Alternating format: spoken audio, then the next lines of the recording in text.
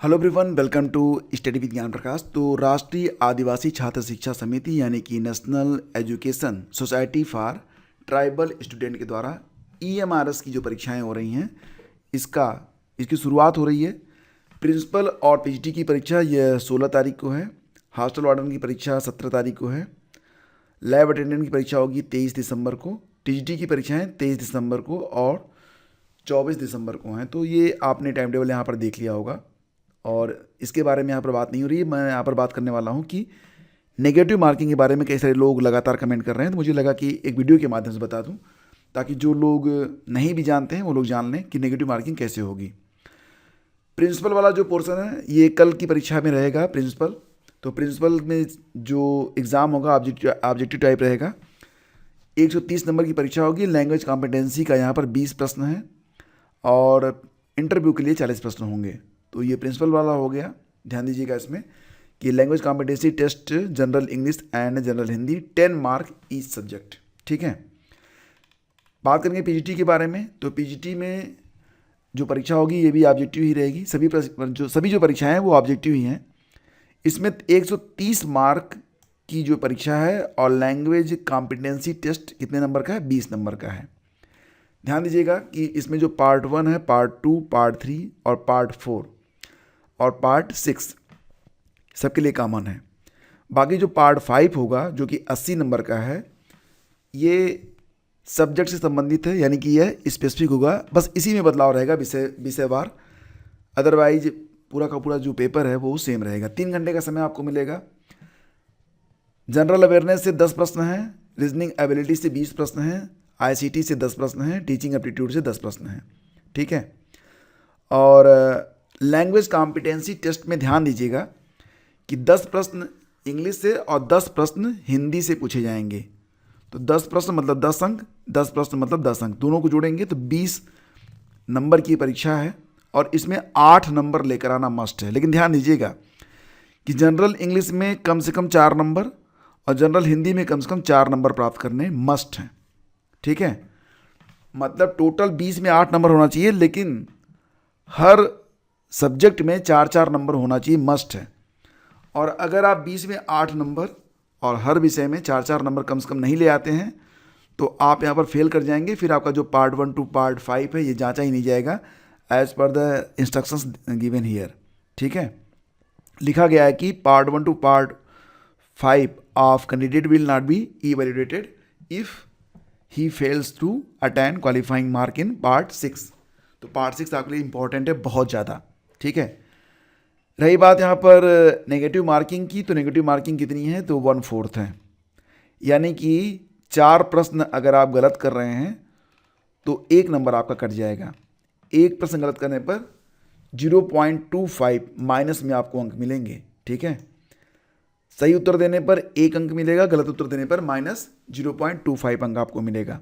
तो negative marking है यहाँ पर। मतलब कि अगर आप 5 प्रश्न करते हैं, 1 सही हो गया, 4 गलत हो गया तो = 0। समझ गए आप ना? तो सही उत्तर देंगे तो 1 नंबर मिलेगा, गलत उत्तर देंगे तो 1/4 अंक आपके काटे जाएंगे। तो ये बात ध्यान रखिएगा और ये अप्लीकेबल है। ठीक है, ये सभी पार्ट में अप्लीकेबल है। मतलब आपका जो लैंग्वेज कॉम्पिटेंसी टेस्ट वाला है इसमें भी ये एप्लीकेबल है। यहाँ पर स्पष्ट लिखा गया है, आप देख सकते हैं। तो नेगेटिव मार्किंग को लेकर आप लोग बिल्कुल किसी भी संदेह में मत रहिएगा। और अगर हम बात करें यहीं पर TGT के बारे में, तो जो TGT की परीक्षा होगी उसमें थोड़ा सिलेबस चेंज है। इसमें क्या होगा कि जो आपकी परीक्षा है एग्ज़ाम 120 नंबर का है, लैंग्वेज कॉम्पिटेंसी टेस्ट यहाँ पर 30 नंबर का है। तो प्रिंसिपल वाले में और PGT वाले में लैंग्वेज कॉम्पिटेंसी टेस्ट 20 नंबर का है, जबकि TGT वाले में 30 नंबर का है।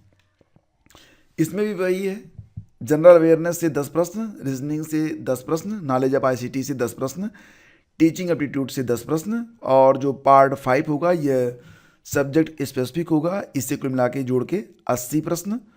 और इसके बाद आपका जो लैंग्वेज कॉम्पिटेंसी टेस्ट होगा उसमें जनरल हिंदी और जनरल इंग्लिश से 10-10 प्रश्न। एक क्षेत्रीय भाषा आप चुनेंगे जिसमें बंगाली, डोगरी, इंग्लिश, गारो, गुजराती, हिंदी, कन्नड़ा, कश्मीरी, खासी, मलयालम, मणिपुरी, मराठी। अब यहाँ पर जो आपने चुनाव किया होगा फॉर्म भरते समय उसी रीजन में आपको जो नौकरी मिलेगी। तो ये जो लैंग्वेज कॉम्पिटेंसी टेस्ट है, इसका मुख्य उद्देश्य यही है कि आप किस क्षेत्रीय भाषा से परिचित हैं, ताकि उसी भाषा में, क्योंकि EMRS के जो स्कूल हैं ऑल ओवर इंडिया में हैं और पूरे भारत में आपको पता ही है कि कोस कोस पर बदले पानी, कोस कोस पर वाणी। तो यहाँ पर वाणी जो है वो बदल जाती है। तो जिस भाषा में आप जो है एक्सपर्ट रहेंगे, वैसे ही क्षेत्र में आपको जॉब मिलेगी। ठीक है, तो 30 प्रश्न यहाँ पर होंगे 30 नंबर का TGT में। एंड एक बात ध्यान रखिएगा कि this part is qualifying in nature only but with minimum 40% mark in each language. यहाँ पर भी वही है कि कम से कम 4 नंबर आप जनरल हिंदी, जनरल इंग्लिश और जो रीजनल लैंग्वेज आप चुनेंगे उसमें कम से कम, मतलब कुल मिला के 30 में आपको 12 नंबर लेकर आना मस्ट है।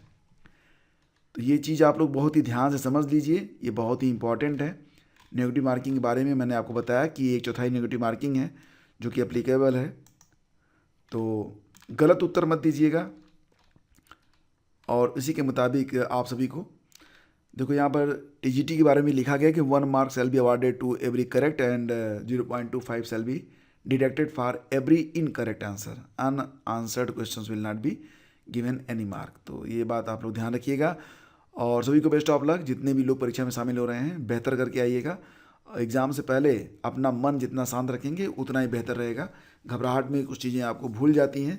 यकीन मानिए कि एग्ज़ाम से पहले आपको ये ज़रूर लगेगा कि आप सब कुछ भूल रहे हैं, आपको कुछ भी याद नहीं है, लेकिन एग्ज़ामिनेशन हॉल में जब आप शांति से सोचेंगे तो आपको बहुत सारे ऐसे प्रश्न जो कि आपको पहली बार में लगेगा कि इसका उत्तर नहीं आता है, आने लगते हैं। तो 2 चीज़ों का ध्यान रखिएगा कि जो सरल प्रश्न हैं उन्हीं से शुरुआत करिए। सही उत्तर जो है सबसे पहले उसको आप देख डालिए। जहाँ पर भी दुविधा हो उस पर समय ज़ाया ना करें, आगे बढ़ जाएं। एक बार पूरा पेपर इसी प्रकार से हल करें कि जितने सरल उत्तर आपको आते हैं उनको फटाफट कर लें। उसके बाद जिसमें थोड़ी सी दुविधा है उनको हल कर लें। सबसे कठिन वाले पर सबसे लास्ट में जाएं, नहीं तो क्या होगा मालूम है, होता ये है कि अगर सबसे कठिन वाला पहले उठा लिया तो सारा समय वही खा जाएगा, फिर वो प्रश्न आप नहीं कर पाएंगे जो कि आपको आ रहे होते हैं। तो बिल्कुल ये अगर आप KBC देखते होंगे तो उसमें जो संदूक वाला सिस्टम होता है उसी को अप्लाई करिएगा। जो उत्तर आपको आते हैं उनको तुरंत उसका आंसर करिए, जो नहीं आते हैं उनको पास करिए, उनको दोबारा देखिएगा जब आपको समय मिलेगा। एक ही जगह पर अटके रहना ये कोई समझदारी नहीं है कि आप अटके रहें, तो अटकिएगा मत। सभी को बेस्ट ऑफ लक। और हाँ, अगर अभी भी आपके हमने कोई डाउट है तो आप यहाँ पर कमेंट कर दीजिएगा। मैं कमेंट रात में भी चेक करूँगा तो मैं उसको आंसर भी कर दूँगा। Thank you.